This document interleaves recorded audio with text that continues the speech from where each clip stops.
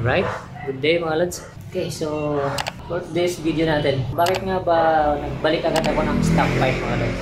Nakakabit ko lang tong itong Gen 1 na canister. Tapos nakapag-test pa ako ng dalawang klase ng elbow.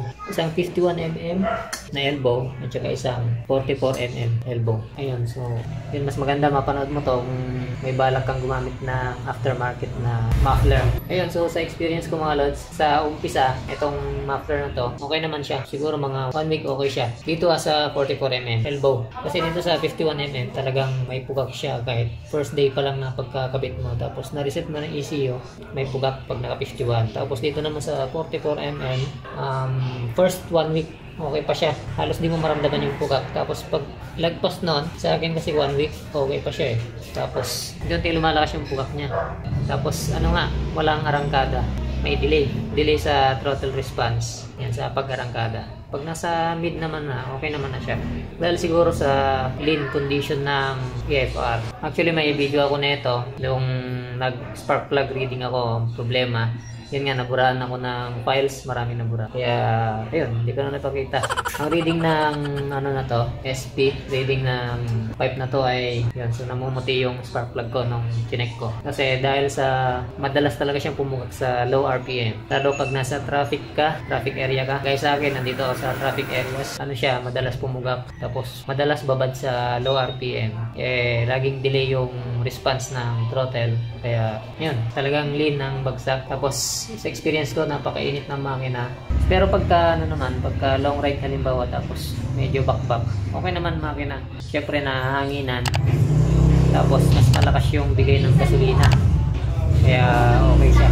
Pero, kung nasa traffic ka na, ayun na, bilis niyang uminit. Kaya, yun lang. 2 weeks yata itong ginamit tong pipe na to. Tapos tinanggal ko na, nagbalik ako sa stock pipe. Yan. Yung set kasi natin, naka 36mm na throttle body, naka Puma na ignition coil, tapos naka Puma rin na iridium spark plug na AB8. Ngayon yung set natin.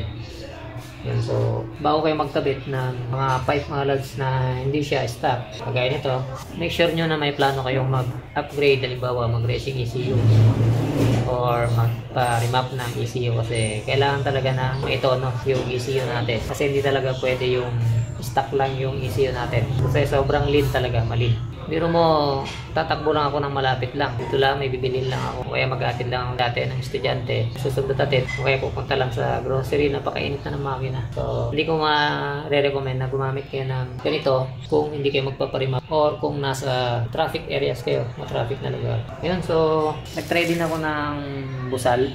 Yung silencer. Nag-try din ako ng silencer para dito sa pipe na to. Okay naman siya. Kaso pigil na pigil siya. Tapos may konting delay pa rin sa response. Kailangan talaga niyang i-tune.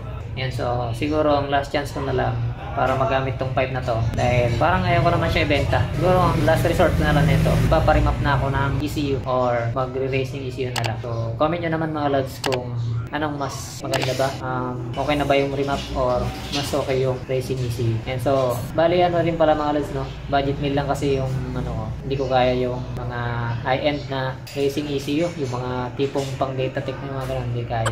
Ano lang, pang budget meal lang tayo. So, kung mag-racing ECU man ako, namimili ako kung ano ba, programmable na ba o yung plug and play lang. Yan. Kung magre-remap naman ako ng ECU, kasing presyo na ng remap yung plug and play na racing ECU. Yung plug and play yung may 8 modes, mga ganun. Like Motaro, mga ganun. And so, pa-comment naman mga lods kung ano sa tingin nyo kukunin ko. Tapos, ano bang magandang gamitin mga lods sa elbow kung yung 44mm ba o 51mm kapag halimbawa naka-remap na ako or naka-racing ECU na ako.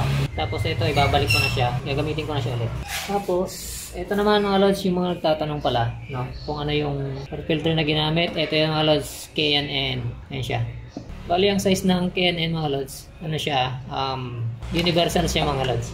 Marami siyang sukat kasi meron siyang dito. May adapter siya.